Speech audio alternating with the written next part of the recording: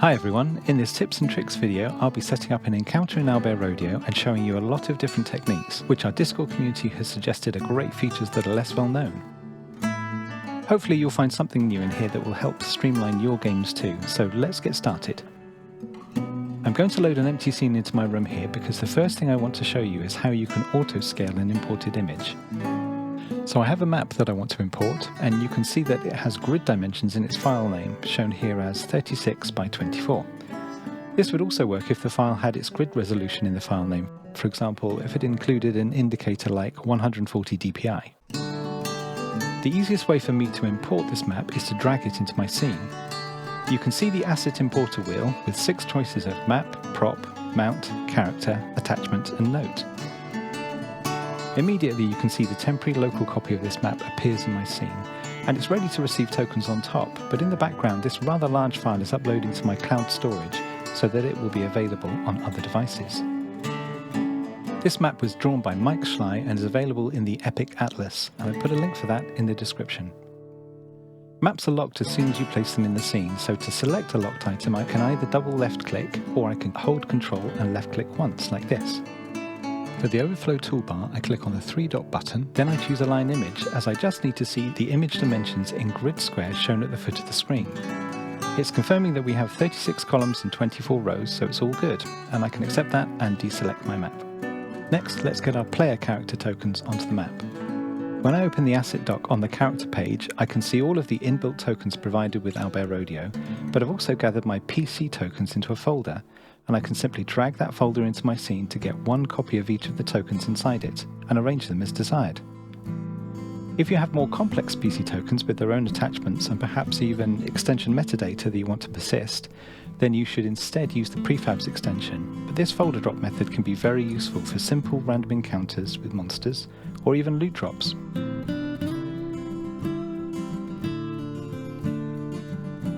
Now that we have some tokens on the map, it's worth talking about the pointer. This dedicated laser pointer tool helps you draw your player's attention to the area you want them to look at, but it also has a mouse shortcut. If you're using any other tool, like the Move tool, and you press and hold the right mouse button, you can show the pointer. But the left mouse button is still the selected tool, for example panning the map, and you can quickly alternate between them. You can change the colour of your pointer by changing your player colour in the top left, perhaps for better contrast or to differentiate between players. Okay, so let's get some monster tokens into the scene. I'm going to place a Goblin Fighter and then clone him a few times. So let's name him Goblin 1. And then by holding the Alt key and dragging that token, I can create a clone whose name is automatically incremented. Now you can see Goblin 1 and Goblin 2. Now I can keep doing this to add a couple more goblins just on that small island across there. And let's say we want them to face each other across the water. There's a very easy way of doing this, which is just to flip the facing of the token by shrinking it down through 0 width and out the other side. And now these two pairs are eyeballing each other across that stretch of water. And I press Ctrl-Alt-R to reset my viewport and show the whole map again. Okay, next let's have a look at some of the measurement options. So I'll select my measure tools, and then down in the bottom right hand corner I can look at my measurement style, which I'm going to change for alternating diagonal. And my grid size is 5 foot, which is correct, so that's ready to go. Now at the top of the screen I can select a ruler, which will just give me a temporary ruler that I can quickly drag across the map, and it will disappear when I release the mouse. Or I can choose character movement, so when I drag a token it shows me how far that token has actually travelled from its starting position. And that of course follows the grid interval and also the measurement style that you've chosen. Next up, let's look at how to attach assets to one another.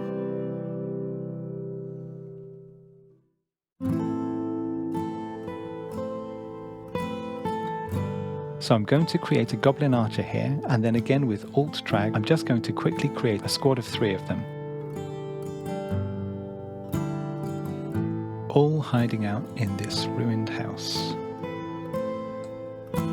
And with a right click I'm going to choose attach goblin A to B, and then again attach B to C, and finally attach C to A. That just means that I can move any one of them and all three of them will move as a squad.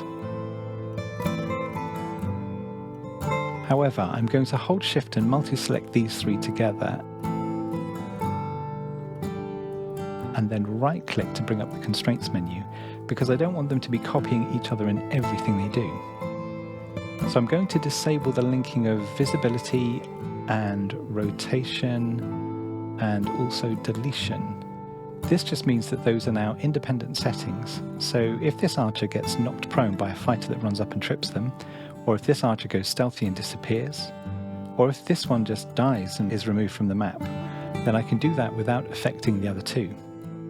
And I'll press Ctrl Z to reverse each one of those last three changes. Let's just reset our view, this time from the viewport controls. Next, let's look at moving a selected token with the arrow keys on your keyboard. Once you've selected an unlocked token, you can move down, left, up, and right. You can even move diagonally if you press two keys at once. And you can also move your character tokens this way. In fact, any unlocked asset within your scene can be moved with the arrow keys.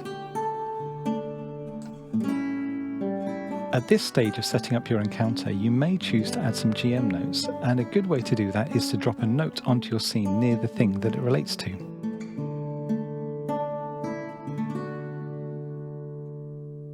And then you can either directly type into that note, or in this case I've got some text just off screen. So I'll just go and copy that and then paste it back in here. And let's just bold that up. Great. And finally we will hide it and lock it.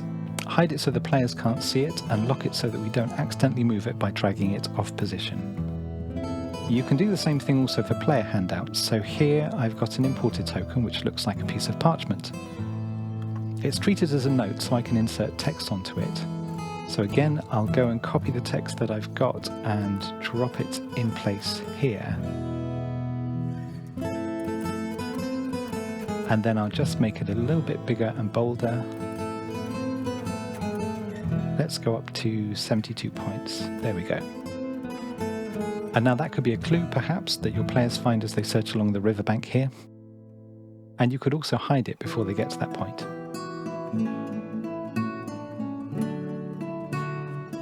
Now, one way to check what's visible or not is to revoke your own GM access, which will relegate you to the lowly position of a player. And you can see that both of those hidden assets, the red GM note and the parchment, have completely disappeared. But when I go back to full GM status, they appear for me again, and I can select them and unhide them as I need to. The last thing to look at is the ability, when you're using any extensions, to split them out from the top left corner, which means you can have several of those action windows open at once. So let's just grab a bunch of these goblins here and add them to initiative.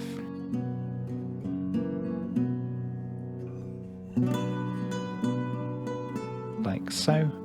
And let's do the same with the party as well, just in preparation of this fight breaking out. And there you can see we've got the dice roller on the right hand side, and we've got the initiative tracker on the left, and you could have more open as well. So that's all for this tips and tricks video. If you've enjoyed these features, why not join us in the OBR Rodeo Discord server, and do please comment your favourite features below. For more videos about OBR Rodeo, subscribe on YouTube, or just click another video to keep watching.